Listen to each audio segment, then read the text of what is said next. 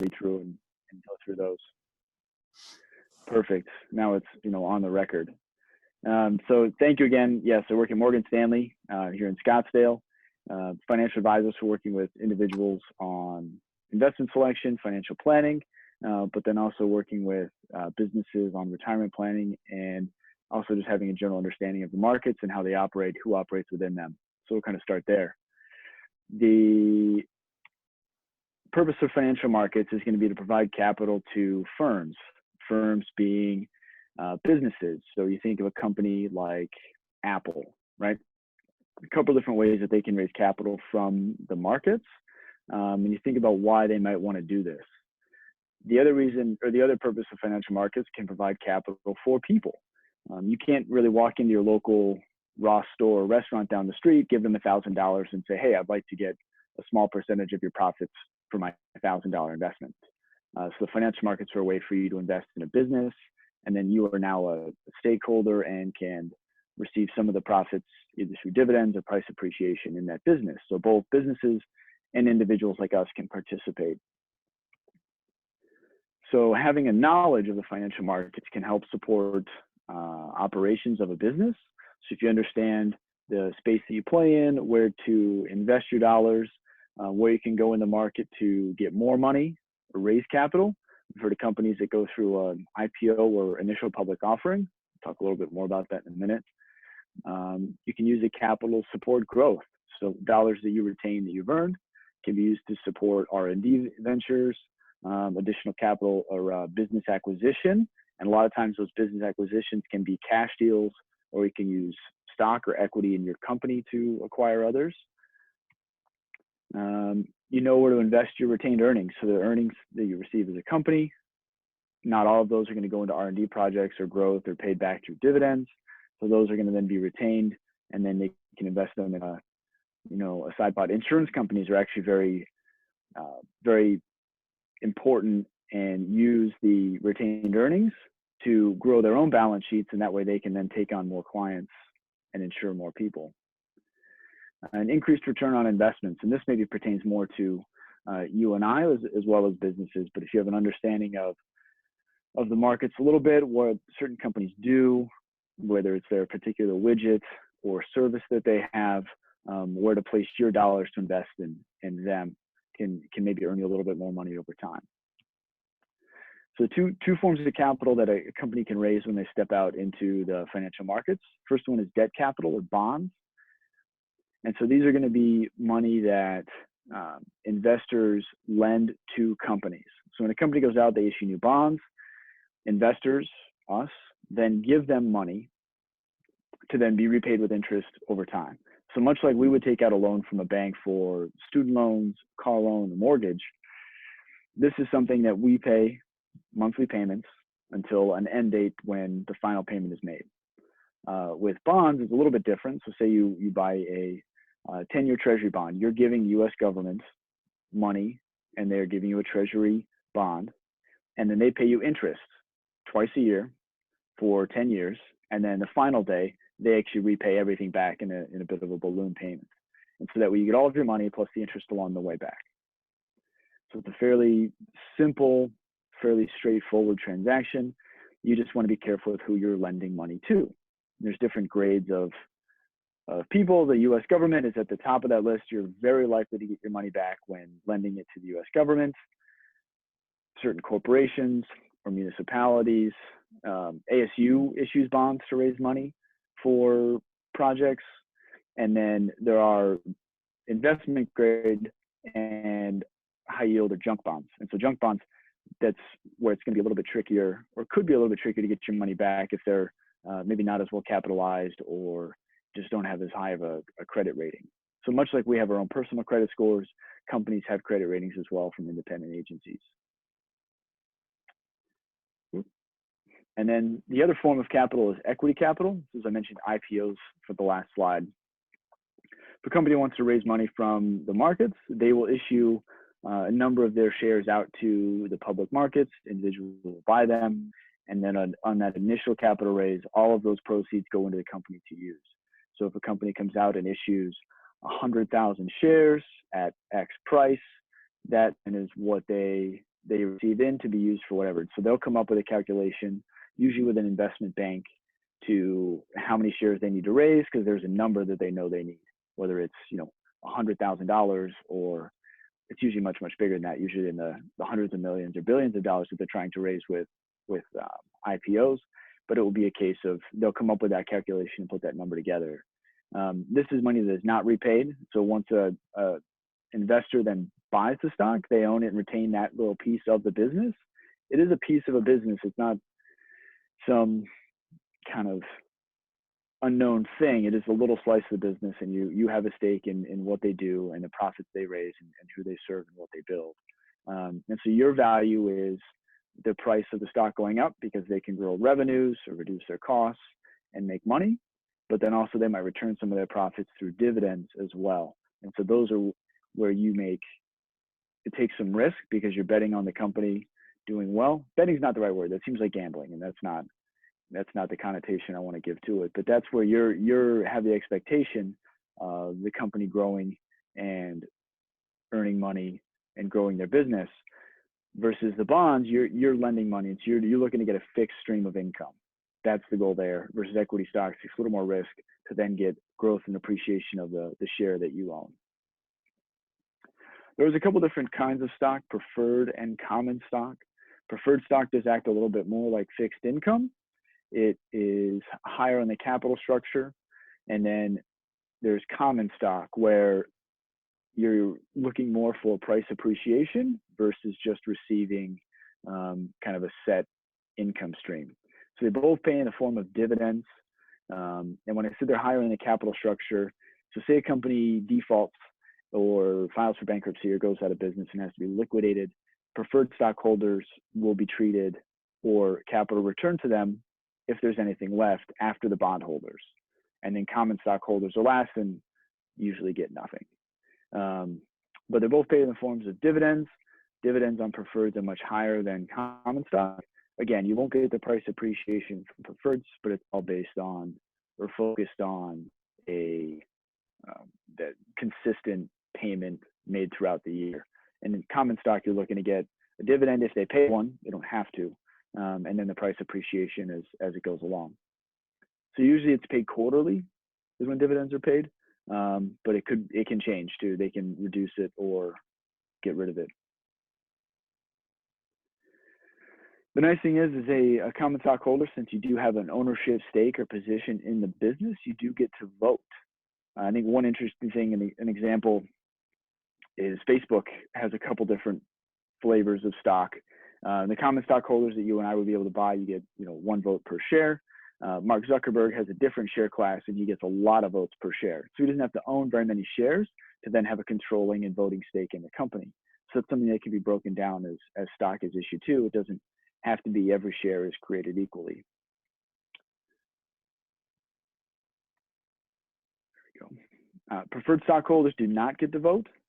And so you get to take your income stream, and that's it. You don't have some of the same rights as common stockholders.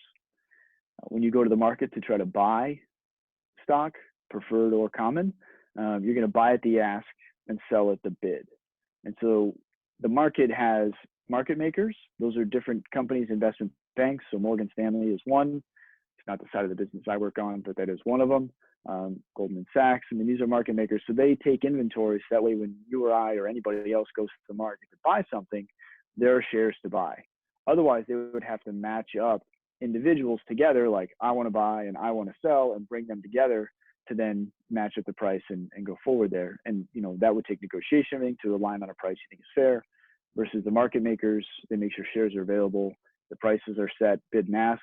A lot of it's based on volume, but then how the company's trading.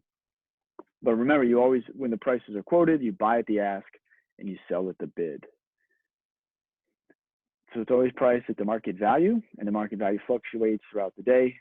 Currently in Arizona, markets open at 6:30 a.m. and close at 1. And so that's, if you're going to trade, you have to trade during that time. And then the after hours, that's when the market makers settle up and make sure that they have their books squared away with the shares they want to hold and pricing and having that locked up. Companies can be valued in several different ways. So obviously the stock price of a company does not tell the complete story at all about how a business is run or a business is valued. So if you look at kind of a company's books, they're going to be looking at their assets minus their liabilities, and then the number of shares they have, because that's the ownership stake that's out in the marketplace. I mean, other examples to take into, you're going to have to look at revenue and profits. I mean, you could look at a company like Amazon, obviously huge assets, big liabilities, tons of shares in the marketplace, and they had lots and lots and lots of revenue, but their profits were very minimal until just several years ago. But now they're turning a profit, and because they've just put every penny they make back into their business to grow, acquire new lines of business, and really you can see that they've begun to vertically integrate with shipping and warehousing and various things that they've done really changed the industry for the distribution of goods. So there are other things that go into how a company's valued versus looking at just like the market cap of a company. All that's really going to tell you is size and how big they are.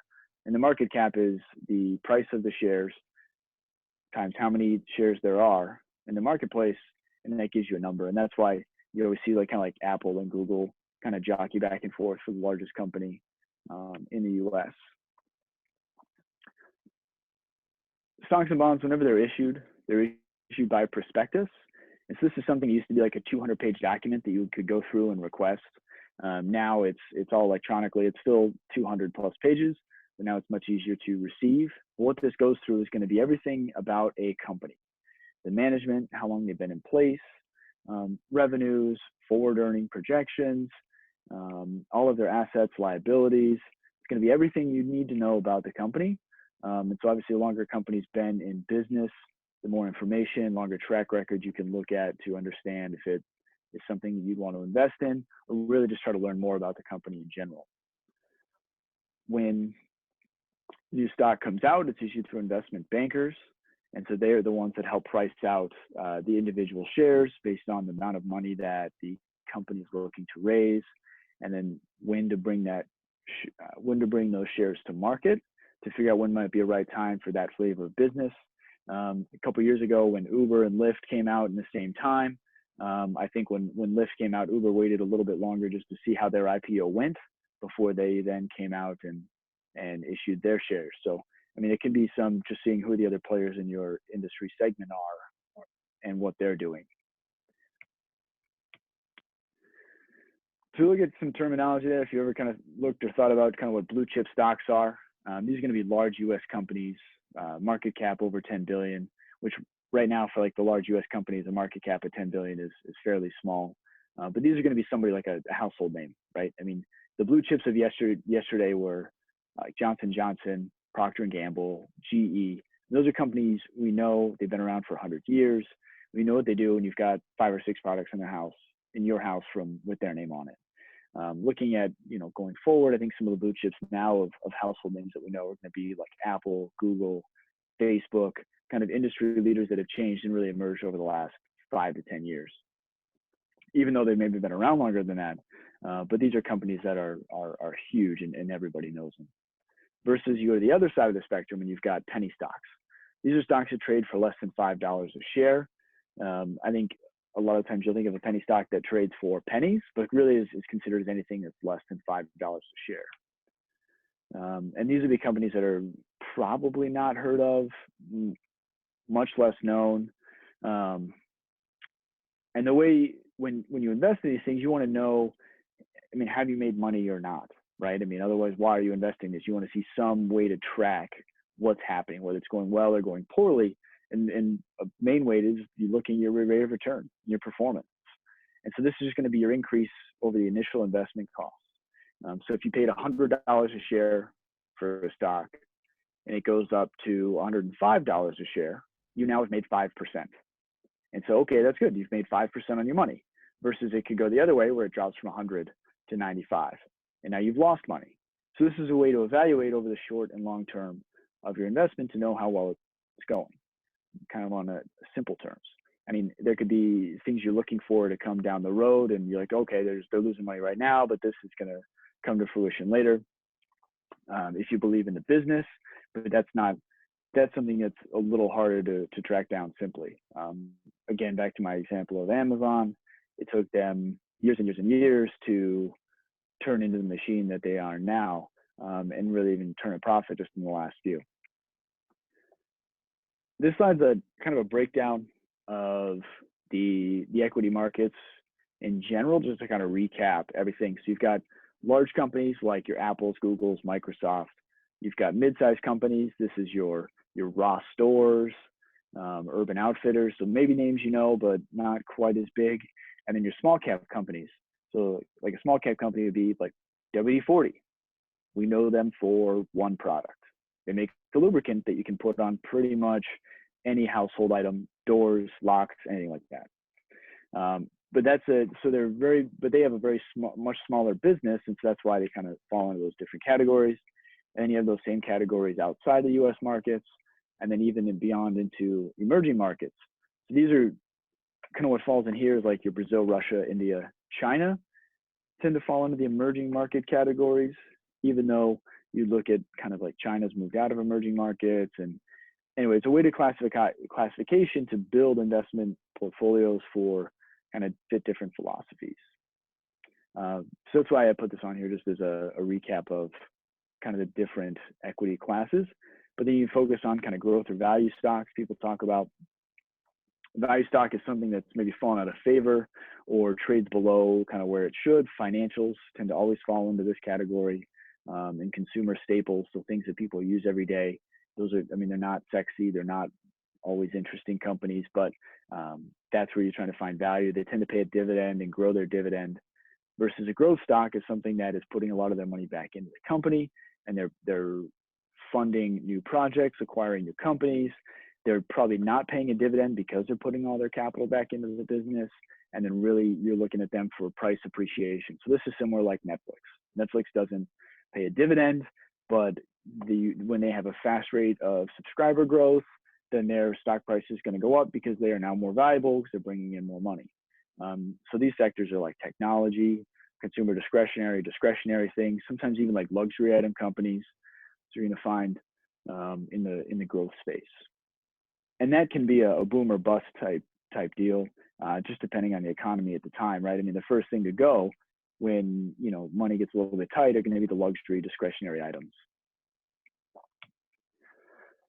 Looking at some different types of investors, we talked about how companies in the very beginning would use the markets either to raise capital or to manage their additional kind of in-house dollars for the company. So then you've got institutional investors. So these are people who manage other people's money. These might run a foundation. Like we always hear about like Ivy League schools having foundations to fund scholarships, campus projects, and the list goes on and on and on. So there would be a team of people that run that, versus a retailer private investor. This could be somebody who runs their own money, or somebody like me. I work with a lot of retailer private investors, putting together investment portfolios and managing on that side of things.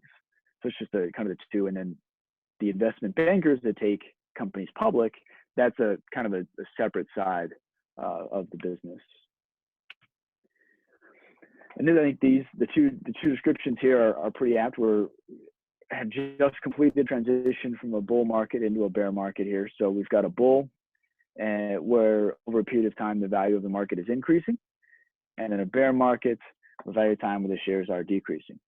So this is usually over the course of a couple of quarters is what it takes to see a decline of around 20%, and that's the number you're looking for. I said we just completed a transition into a bear market really just last month, where we had over the course of 1 month instead of a couple quarters, the market fell by over 20%. And so this is a change that can mark really kind of new periods of investing. And then you look at whether it might be a long-term or short-term transition through the market. So to kind of illustrate that, I've got this. We've seen 6 really kind of bull and bear market cycles. So there are reasons that each one occurs over this time period. Looking back to the Great Depression, was the market had started out and then it fell through the late 20s into the 30s. I mean, we saw, those were the things that came out of that time. And then right after that, we moved into a bull market, which is the blue line on the slide here, right? I mean, war sparked production in the US, interest rates came down, the middle class began to ascend. So you had more people out spending money, more people could. And so people felt better, which went into increased spending and capital investment. And then coming into the late 60s, rising inflation, unemployment, energy crisis, and another war. I mean, that then, collapsed the market, kind of catalyst to what caused everything to sell off. Came back through the Great Moderation, and we had the tech bubble, and then now in this sixth phase of the kind of bull bear run, we think the bear market that we've hit now is a shorter term and really just part of a longer term bull market, given what started in 2011. So we think that things will continue, and this is a little bit of a reset. But you can see that there are actual things that occur in each segment that kind of push the markets either up or down for a period of time. So when looking at stocks, when stock prices fall, that's when you can begin to enter the bear market as it falls. But when you look at stocks, so the prices are quoted. So when you go and look at the market screen, you understand what the stock is trading for, you get a quote. And then they're identified by their ticker symbol. So most stocks on the S&P are three or four digits. Some could be less, but most are 3 or 4. And then everything on the NASDAQ, which is all tech, is mostly 4-digit or 4 symbols or letters in their ticker. The other thing that you can look for is that sometimes stock will split. So you say you own 100 shares of a stock trading $60 a share. Your value of your portfolio is $6,000. That company, for some reason, would split their shares, and so now you have 200 shares, but they're only valued at $30 a share. So your portfolio value stays the same. So I mention this because I've heard people talk about, I just can't wait for them to split. Then I can, their stock price will take off. And it's just, there's not directly from the split itself. Realize I've kind of blown through this. Any questions or any thoughts into why a company might split shares? Like the example that I gave here. Preventing somebody else from getting a controlling interest?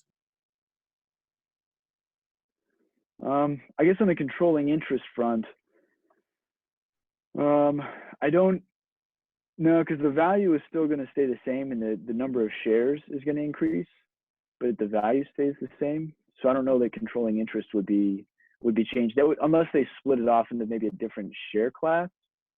But that's probably not going to occur from shares in the open market.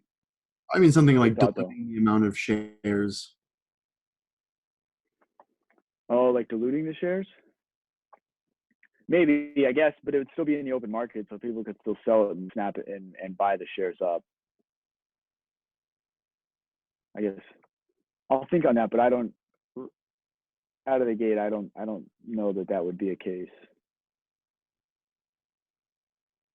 Any other thoughts? Is it so their stocks just feel more affordable to the investors? I think that's a good point, that the stock could be more affordable. Like if you look at people like Amazon to split, because right now who can spend $1,900 to pick up one share? You can't buy half a share. And so that would be a case of if they split, then maybe at only $1,000 a share, it's easier for more people to buy. So that might be a reason that a company splits their stock to try to increase their base of people that can buy it. I think that's what makes sense. I mean, a company can also go the other way. They can have 100 shares and do a reverse split. And so where your 100 shares turns into 50, but now it's worth twice as much. Any thoughts on why a company might do that?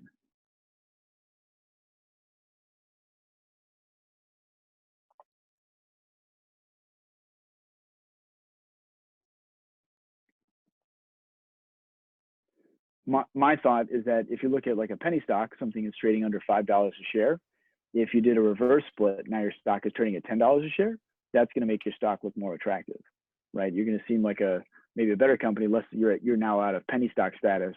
And I mean, obviously, if you're going to be an investor, you need to do your due diligence and look at what the company actually produces. But that can make on the outset the stock look a little bit more attractive. So this is a slide I pulled from just Yahoo Finance, just on Apple, because it's got, the interesting thing is you used to have to go to the newspaper to find all this stuff. Now it's not really printed in the newspaper anymore, and it's out of date the second it's printed.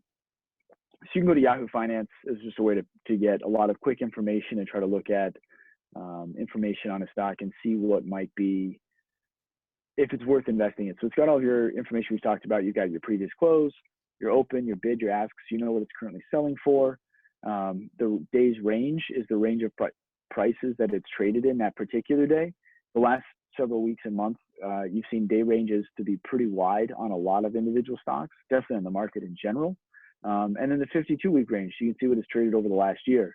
So I mean, Apple over the course of the last year is traded between 142 and 267. I'm just kind of working down the column on the left side of the slide. So these are things that you want to see as to what is the range that this stock is traded in. If it doesn't move a whole lot, you're like, what would be a catalyst to make it move or to grow? If you're investing in it and it's been at 142 for the last year, what's going to make it go up or go down now? So I mean, that would be something you'd want to look into if it's a company you like. The other thing that's important right below that is volume. So 21 million shares a day of Apple traded, which is actually slightly below its average volume, but pretty close. I mean, companies like Bank of America, they trade 40 million shares a day. So if you're looking at a company, possibly a penny stock that trades 100,000 shares a day, that could be a little harder to get in or buy. You probably would be able to, but if you wanted to buy 50,000 shares of a penny stock and they only trade 100,000 shares a day, your purchase is probably going to move the market, and it's probably not going to happen all at once. That's going to be a case that it's going to happen over time because there just may not be that many shares for you to be able to buy. So that's why looking at volume can be important, but then the volume can also happen to change the bid and ask price. So just above that, you'll see where the bid is 267.12 and the ask is 267.04. So remember, you would buy at the ask and sell at the bid. So this is the case where the bid was actually slightly higher.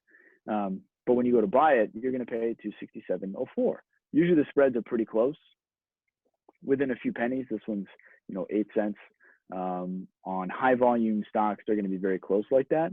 But on a low volume stock, could be a penny stock or another one doesn't trade that often, the bid and the ask will have a much bigger separation, maybe $1. So that way you've got to pay $1 more than what the market would buy it for, given the current price. So that's just bid usually is a stake of volume. There's just not enough shares in the marketplace for you to be able to pick them all up at once. So that's just kind of looking at in terms of the trading and access to a stock. On the right side, you're looking at a little bit more information on the company itself. So the market cap is the size of the company. You're looking at the beta, which tells you how it's going to move in relation to the markets. So with this being a beta of 1.25, kind of what that means is if the market is up 10%, Apple would likely be up 12.5, or on the opposite side of it, down 10 to be down 12.5. And so it's going to move more with a beta greater than 1 than the market. So if it's a beta less than 1, it's going to move less than the market. So say it was 0.8, market's up 10, Apple be up 8. And so you're taking on a little less risk there in terms of price movement. And so that could be something to look at when you're building an investment portfolio for yourself, or working with someone to build an investment portfolio. And then when you're evaluating a company, you want to look at like the PE ratio. This is one metric. It's not the end all be all, but a PE ratio is going to tell you the price compared to earnings. And all the information you need is on this page, because right below that, you've got your earnings per share and your price in big bold letters at the top. And that comes with a PE ratio of 22.46. So why is this piece important? Because you can use it to evaluate it against other companies in their space. Company compared to Apple that I think is a fair comparison will be, say, Microsoft. They both sell computers, they both sell software, they have other lines of business. And you look at Microsoft's PE ratio, which is 28. It's a little higher. But Apple's earnings per share is twice that of Microsoft. So you can use that as a way to evaluate which company you might want to own, which is maybe a little bit undervalued compared to the other at any point in time. It would be tricky to try to evaluate, say, a financial company compared to a tech company, because they're going to have different PE ratios just because they function very differently versus a company in different sectors. So it's more closely works for evaluating companies in the same sector if you're going to buy individual. But then it also has when their earnings are going to be announced and then their current dividend payment. So I think that's something that's nice to look at is when you look at buying a stock, you're going to look at total return. It's going to be a price appreciation plus your dividend. And so if your return is 5%, from my example earlier, it went up, you bought it at 100, went to 105, but then they also paid you a dividend of 1%, your total return is now 6%. And the price went up 5, dividend 1, 5 plus 1 is 6. Total return is 6. But it also helps on the downside. If it goes down 5 and they still paid you 1, you're down 4 when the stock price is down 5. So dividends can help kind of smooth out the ride in terms of price movement along the way. And then the ex-dividend date, that's when you have to own it by that date to get the dividend. If you buy it after that date, you will get the next dividend, not the previous one. And then there is always usually some forecast estimation of kind of where pricing might go over the time period. That's where like the 1-year price target is. And so you look at that to see what analyst thoughts are kind of going forward, where they might be. And this is a slide that's actually a little bit dated. It's kind of funny. They say the 1-year price target is 256. Apple's trading in almost the same spot 6 months later from where this was. So it's not perfect, but it's an estimate. Any questions on this slide or kind of thoughts on evaluating the stock?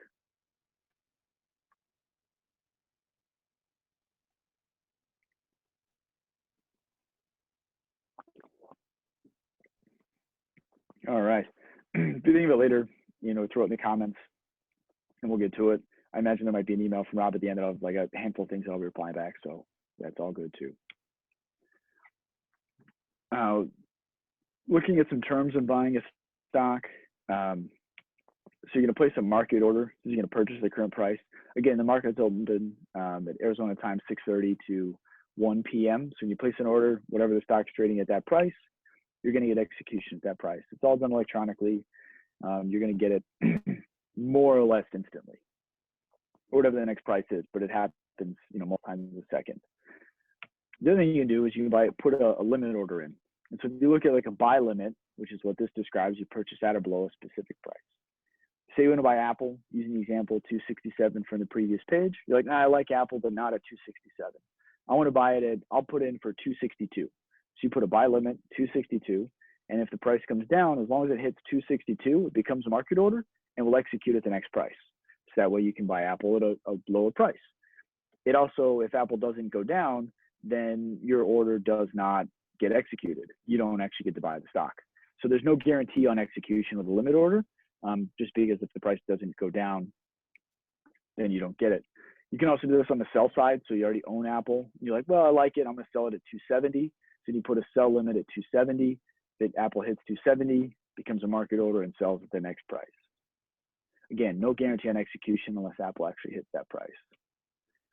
And then the last option you can do is like a stop loss or a self-stop order.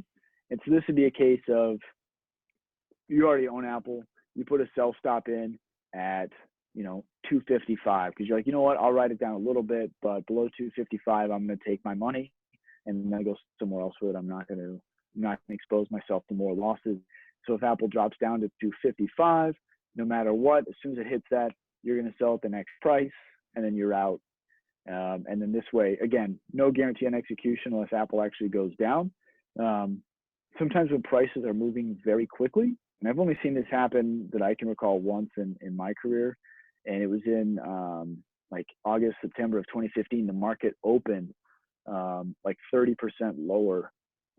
Some stocks opened up 30% lower at the beginning of the day than where they were priced the previous night. So the sell-stop order was triggered as soon as the market was opened, but then the market closed the day and those stocks had gotten back to close to where they'd started previous day. But some people had gotten stopped out much, much lower than where they had intended to because of a pricing fluctuation that occurred at just the very open of the market that particular day. So that's something to be mindful of when placing a stop loss order. You can add a limit piece to that as well. So that way it can get triggered and then the stop loss is triggered just in case, something like that pricing discrepancy can happens. But again, I think that's probably a pretty rare occurrence.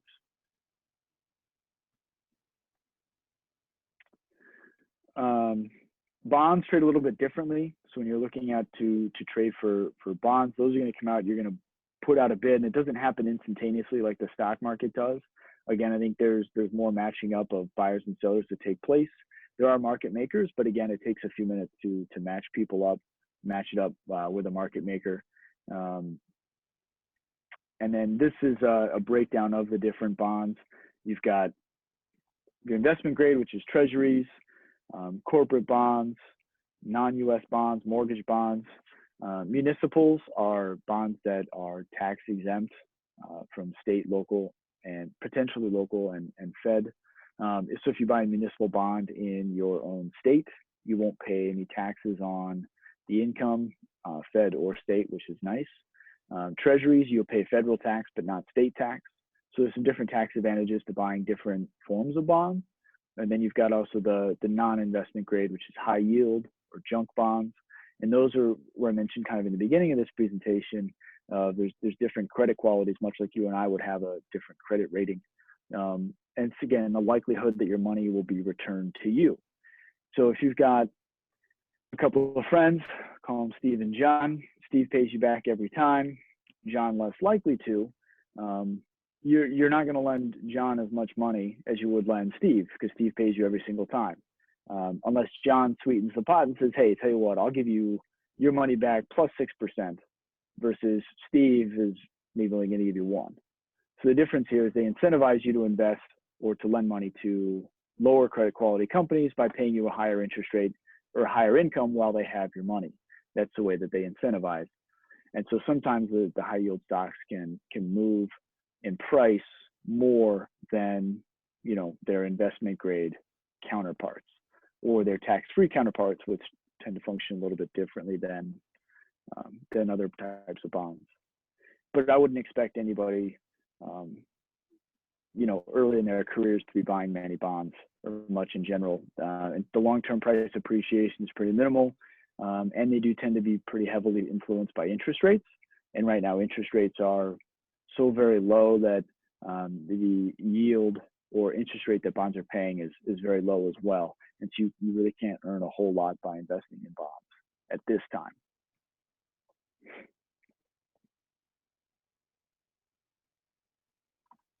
There you go. I talked about this a little bit, but treasury bills are bonds frequently offered by the federal government. And then municipal bonds are going to be offered by cities and states. Could be, you know, like SRP in our case, so water utilities, electric companies, and even like universities, hospitals, medical complexes. So these are going to be used for financing schools. And the interest of municipal bonds is tax exempt to federal and the state level if you buy it in your same state. So as an Arizona resident or whatever state you're resident of, you can buy bonds of other states. You just don't get the state tax exemption from that. Then you have to pay state tax on your gains there. So I think whenever on the note of taxation, looking at stocks, so on your gain, you end up having to pay taxes on that. Like if you earn money, you know, through a job, you then have to pay income taxes. Taxes on earned from stocks and bonds is capital gains tax. So it's taxed a little bit differently on a different schedule. So if you've held the investment, stock or bond, for more than 1 year, you're subject to the capital gains tax rate, which is 15% based on your income, or if you're in the highest income bracket, 20% currently, and then your state tax on that, versus your income bracket might be higher or lower, but it's all based on your income bracket. I think if you're in the bottom rungs of the income bracket, then your capital gains tax is 0. You've got to earn like less than $12,000 a year. So not a bracket that a ton of people fall into if they're buying stocks, but that would be a case of just how they're taxed on a different level than income. But you do owe taxes on that. And so if you bought, again, that example of stock at 100, went up to 5%, went up 5%, you would owe taxes on that 5%. Other things you invest in between stocks and bonds, you're going to look at commodities. These can be natural resources, oil, farm goods, gold. These are traded on the Chicago Board of Exchange or the Chicago Board of Trade. And again, a lot of it's done electronically, but when you're buying this, you're going to buy like a train car of hogs. You and I probably have no use for buying a train car of hogs or a train car full of oil. What are we going to do with that? So who might use this? Since they're traded on the spot market and the futures market, I think of companies like an airline. Like they're going to buy jet fuel, and they're part of their bottom line of their expenses as a business is going to be dependent upon the price of oil and the cost to refine it into jet fuel. So they might buy oil as a futures contract. So they agree to a set price. I'll pay X dollars per barrel of oil for a futures contract. So that way, if the price of oil goes up, they've locked in that price. They can take delivery at a lower price. If the price goes down, and they keep their contract, then they pay their $50 or whatever their price set is, but it locks in a set baseline for them so they know what their expenses are going to be. So this goes back to where a company, if they have a knowledge of the markets and they understand and are paying attention, then they can help set and fix some of their costs when they traditionally fluctuate. Like you and I, we don't think about when we go to the gas station what the price is. We might think about it, but we're going to fill up our car because we have to put gas in the car, right? Or maybe we buy a little bit less, but you're probably not buying more than what you can fit into your tank, unless you carry around the jerry cans and stick them in your trunk. But you're fixed to what you can put in the truck or the car, or maybe buy a little bit less if prices are high. But airlines are doing this on a hundreds of thousands of gallon scale, and so they try to fix that price because even just a few dollar fluctuation has a big move in their bottom line. So companies like that would do it, like coffee growers and roasters like Starbucks. I mean, they're definitely buying contracts on coffee beans to try to set some prices there, so that way they know or have an idea going forward of what they're going to have for fixed costs to produce their product. Questions or thoughts on that? Other examples that I haven't thought of that might be good?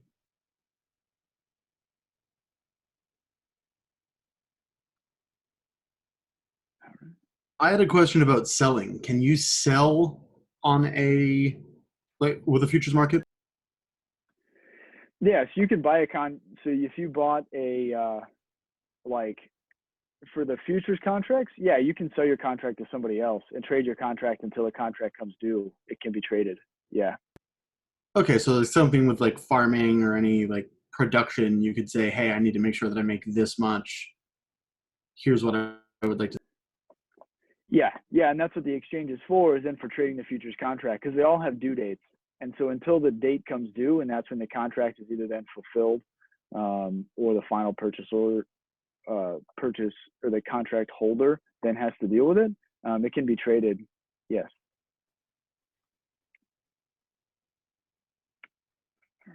Good question. Thank you. Some other asset classes spent a lot of time talking about. Oh, was that another question?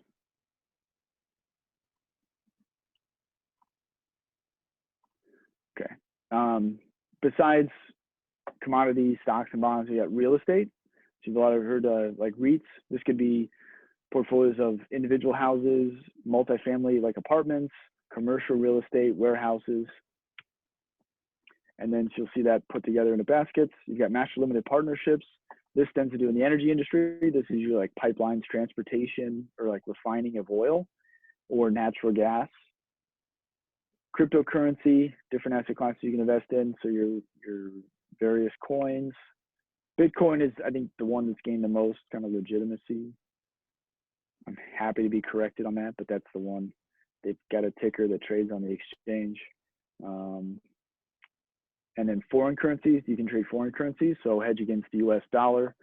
An example of something like this is a company that maybe does lots of trading or exporting to another country. Maybe they want to get paid in US dollars. So the company paying them in the other country might buy US dollars when it's more advantageous, when their currency is stronger than the dollar. So they would have, some US dollars or other currency on hand for their trading partner, just to offset some of their potential exchange costs. And then collectibles.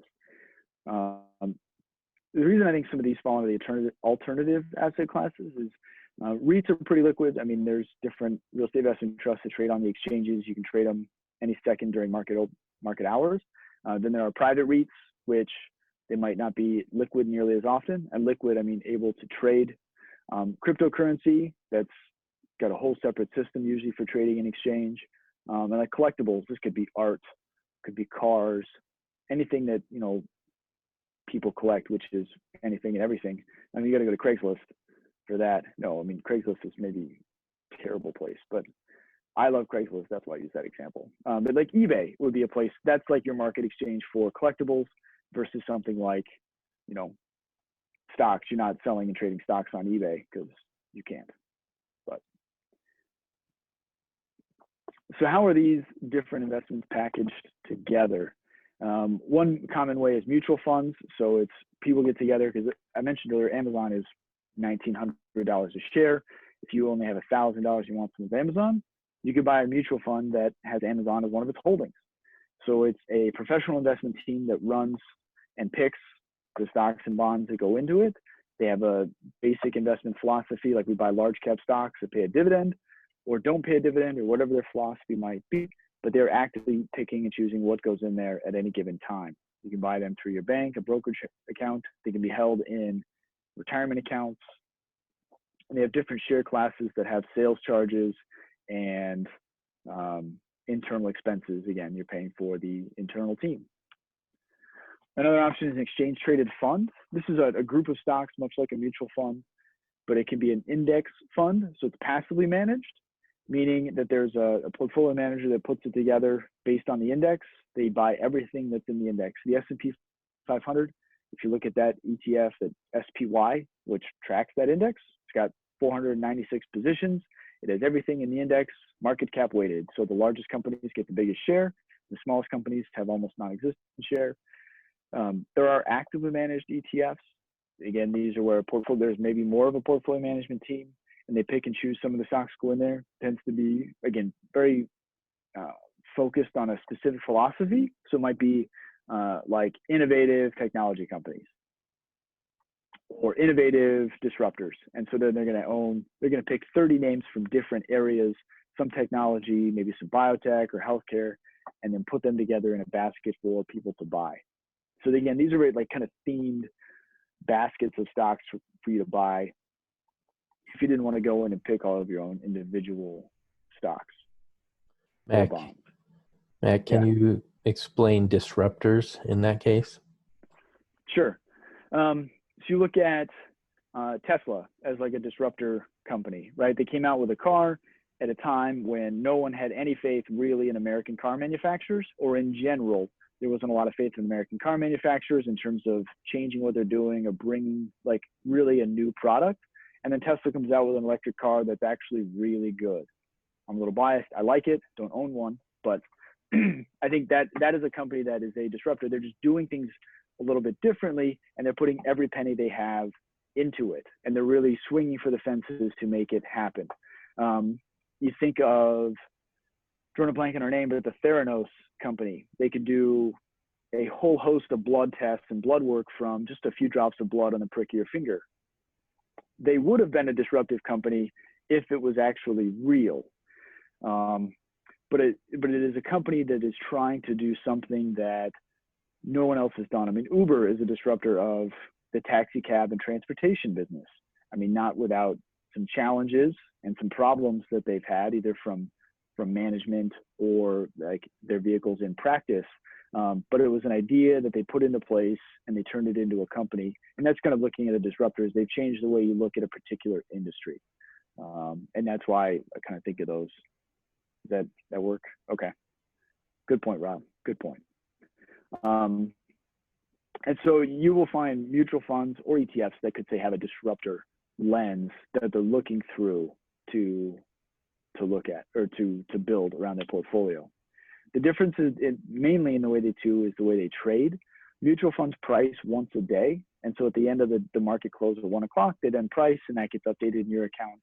Versus ETFs, they trade on the stock exchange. And so they price every second throughout the day while the market's open.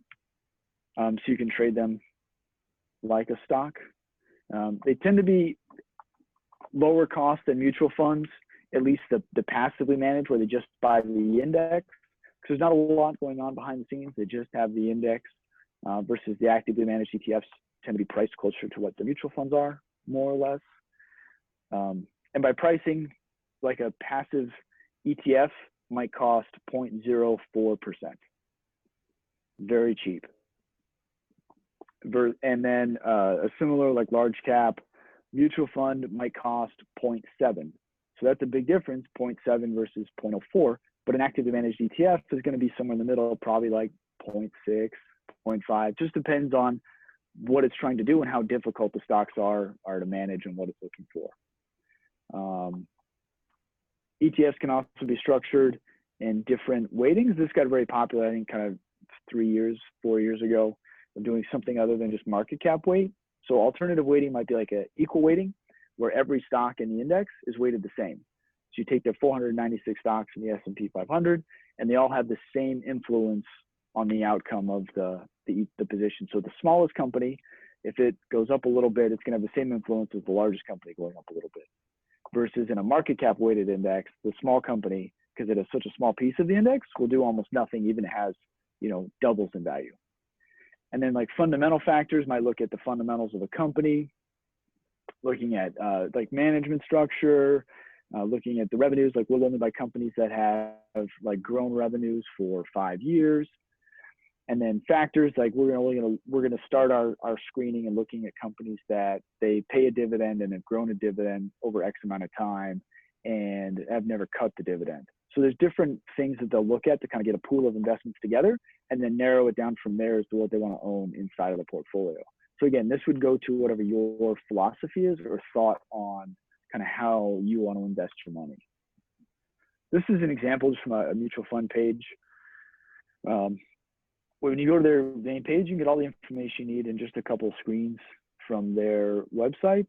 It's even on the right side, you see some stars. There's independent rating agencies that rate mutual funds. You get the current pricing. You get some information about it. So this is what their philosophy is right at the top. Invest in blue chip, high quality, large cap companies. Tells you what their expenses are on the right side in the screen there. So you know, okay, I'm paying 1% to have these people pick stocks for me in this portfolio. And then you say, okay, well, what are they buying? Go to the next page, you can see their performance history at the top, what they've done in terms of return. And then down below that, their chart, and then the top 10 companies they own. So you can see, do I recognize the names? Do I want to own these companies? If you didn't want to pick and do the due diligence on the companies yourself, you could say, all right, I'm going to hire somebody that's professional, but I want to have at least, a peek under the hood to understand what they're buying. And so you can see the different sectors. It's in the pie chart there, the different areas of the market, and then the top names that they own.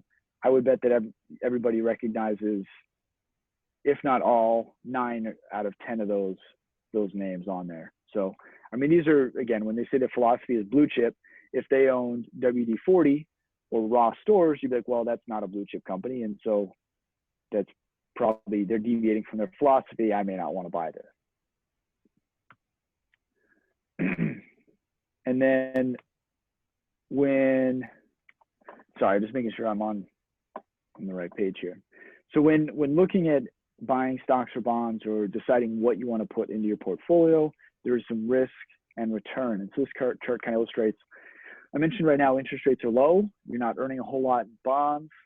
And so therefore cash sitting in the bank, which if any of you have looked, you've seen that your checking account or savings account is paying you nothing as an interest rate for sitting in cash. And so that's low risk because your cash is not going to go down other than get hurt by inflation, meaning it gets more expensive over time to buy the same good. That's what inflation essentially does to your money. And the next one up is bonds, right? So they're not paying a whole lot because can be closely tied to interest rates. So you're taking a little more risk because the price or the credit quality of the company can, come and go, but then you're not getting paid a whole lot. So that's why its potential return is low and is not as high up on the risk. Then you move into stocks. So you've got large and small companies. Large companies tend to be more proven revenues, management tracks, time in their business sector. And then you've got small companies. This one always makes you think of think of the movie Wolf of Wall Street. They cut to a scene of like a little shack in a back alley with the name of some company above it. And that's where like your penny stock status, like that's much more risky than investing in like exchange listed kind of large and small stocks. But small companies tend to be less proven, have maybe less track record, they're newer, maybe they've only been in the market for your public markets for a couple years or less. And so they do carry a little bit more risk there. But that's where, you know, they have more potential return over time. They're like, okay, well, it looks like you put this chart together. Does that actually, you know, hold out?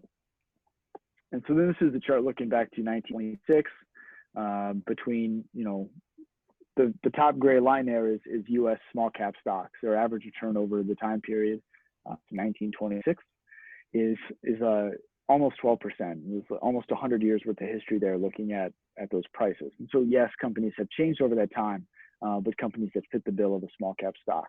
And the S&P 500, you can see, goes over that same time period from 1926 all the way to the end of 2019.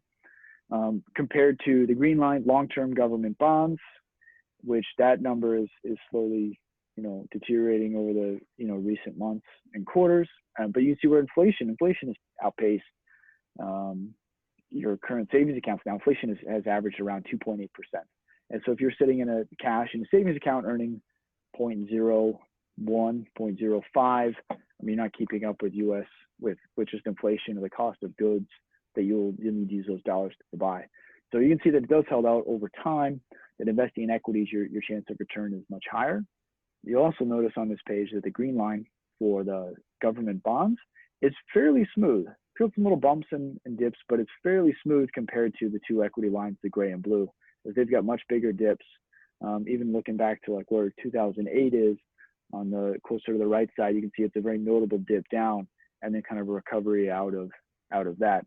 So you are going to have much more price movement in equities than you will in fixed income. But over the long run, your opportunity to grow and make money is greater.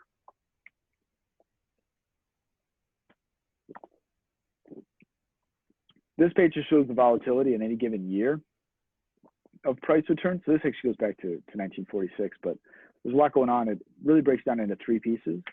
The green dot is how high the market got at any given point throughout the year, or its high point of the year. The red dot is its lowest point at the year.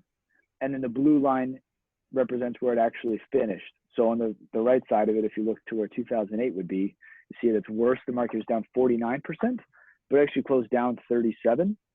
But at the beginning of 2008, the market had hit a high of 21%. And this is looking at from January to December of that calendar year. So so wherever, you know, January started, December ended, then the next year starts from that point and kind of builds, either goes up or down from there, kind of the year-end deal. So you can see that there is quite a bit of movement. You would expect on any given year for there to be a 10% decline. And that's what the red dot is at the bottom there. The maximum intra-year decline is of 11% every single year. And so it's pretty common to expect something like that to have happen. One key thing I like to stress to everybody as you start early and save early, time is your friend in this, as you can see, is that you may, you know, if you pick the right stock a few times, maybe you make some money pretty quickly. Very difficult to try to pick the right stock every single time. And so investing early, so that we've got time to kind of ride through the big bumps and dips. You see Tom and Mike begin investing at two different times, Tom at 25 and Mike at age 40. Even though Mike is putting in twice as much money, by the end of it, at age 60, he has only about 2/3 of what Tom has, even though he started with more money a little bit later. So initial years of putting away a few bucks can make a big difference over time. And this has not grown at some crazy thing.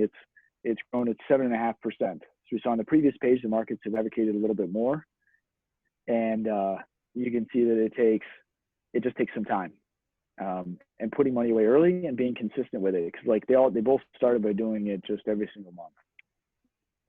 And what they did, dollar cost average. That means you put money in, you have a set amount you're going to do, say the beginning of the month, and you're going to do it whether the market's up or down. You're not going to try to time the market. You're just going to put it in every single month. Just a slide to illustrate, won't spend much time here, but just do market timing is flawed. Trying to pick what days to be in and what days to be out doesn't make any sense. And really it's illustrated on the left side. If you don't miss any days, you returned almost 10%. And this is looking at the course of almost 30 years. And so if you miss 15 days in 30 years, your returns were 2/3 of that as if you missed no days. So it just goes to show you can't pick the best days and you can't pick the worst days. That's impossible. It's just, you're not going to be able to do it. And so to get the best outcome is being diligent, picking good quality stocks, and sticking with it. So how can this help you? What does this mean for you? So if you're participating, if you work for a company, you can participate in a 401k, or if you don't, you can open an IRA. This is a tax-deferred investment account for you. It stands for individual retirement account. Traditional means you put money in pre-tax, you don't pay taxes on the money in, but when you take it out, you're going to pay income tax. And a Roth IRA is where you put money in after tax, it grows and you don't pay taxes while it grows, and when you take money out, it is tax-free. Legislation could change that. I wouldn't expect it to, but saving in either way, you're tax deferred, you're not paying taxes along the way. If you run your own business, you even get an account just for you. It's called a SEP IRA. It allows you to save a lot more money than yourself, or than you would if you're as a traditional IRA. The reason is you can only put $6,500 into a traditional or Roth IRA in any given year. Versus a SEP IRA, you can put into 25% of your income up to $56,000 a year. So it can be, oop, did I lose my window there? We can still see. Okay, good. I don't know what. Anyway.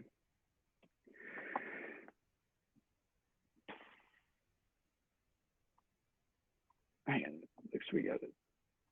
Okay.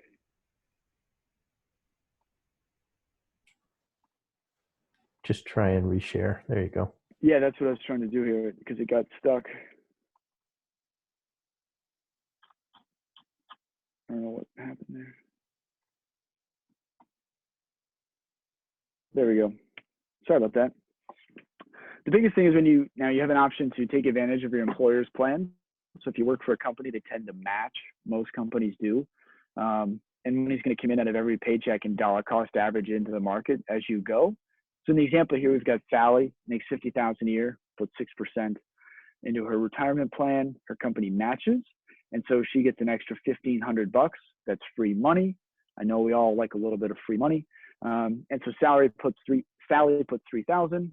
And so she gets $4,500 placed into her account every single year. And this grows tax deferred until she takes it out. And then she'd pay income taxes on it. So that's a great way to take advantage of putting money away if you're not quite sure what to do.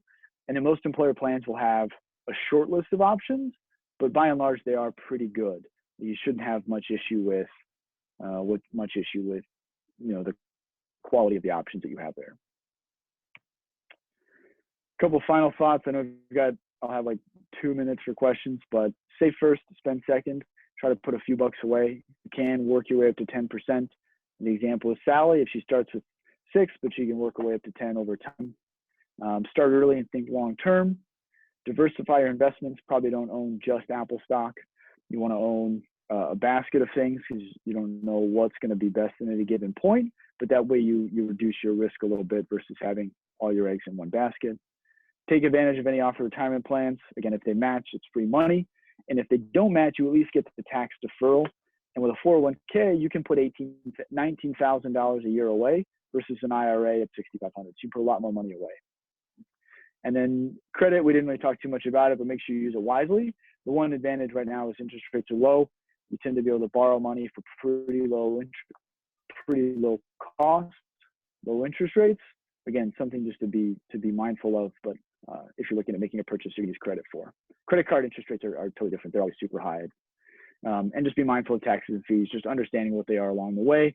As you have when you buy and sell investments, taxes will be due unless it's inside of a retirement account, then taxes aren't due until the end. So I think now we just, any questions, thoughts, comments? I didn't pay too much attention to the chat as we went along.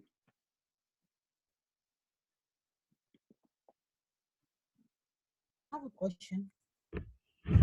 Yeah. So let's say you want to start like investing. So where should you go first if you want to start investing? If you wanted to start investing, you could look, I mean, my usual kind of blanket recommendation is try to start an IRA, either a traditional or a Roth IRA. And if you have $10 to save, start putting $10 a month in, or whatever it could be, and just start building it up. And then when you have enough to make your first investment, keep it broad. I think ETFs are a great way to start. So buy, you know, a broad index, could be the S&P 500 or a number of other indexes, but keep it broad. I mean, Vanguard has a big selection of ETFs and like their own house mutual funds that are very low cost, easy way to get started with just a few bucks kind of starting out. I think that's a place that can be utilized. And they've got some resources too for starting off on a basic track, but that's where I think could be a good place to start. Thank you.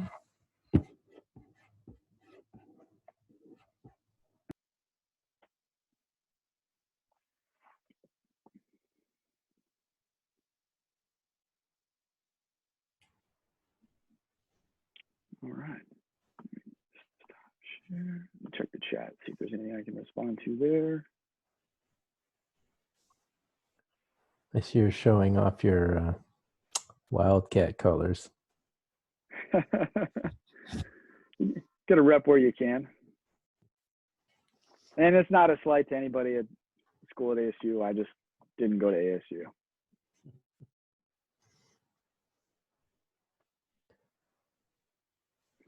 So I'm just checking, reading through the chat to see if there's anything that would be.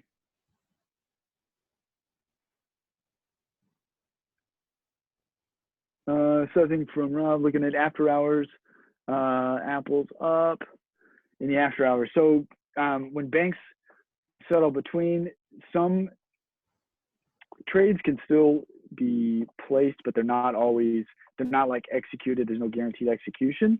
And so it could be what the expected price of the open is going to be the next day.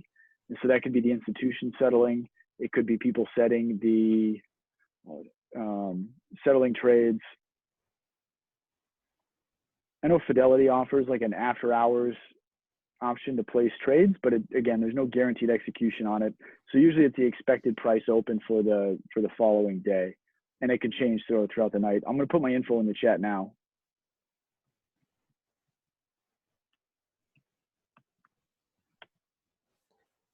If you key it on to a slide and show it, it'll end up being on the video. Oh, okay. Let me do that. And for those of you that are done for the day, you guys have a nice evening, and we'll be back at it Wednesday during normal class time, okay?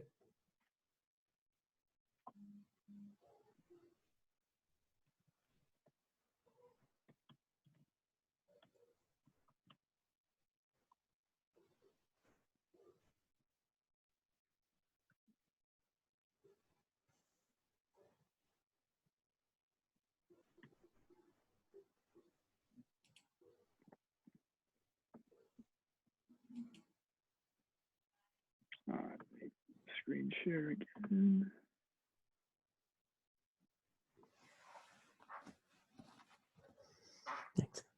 Just take a picture of your business card next time.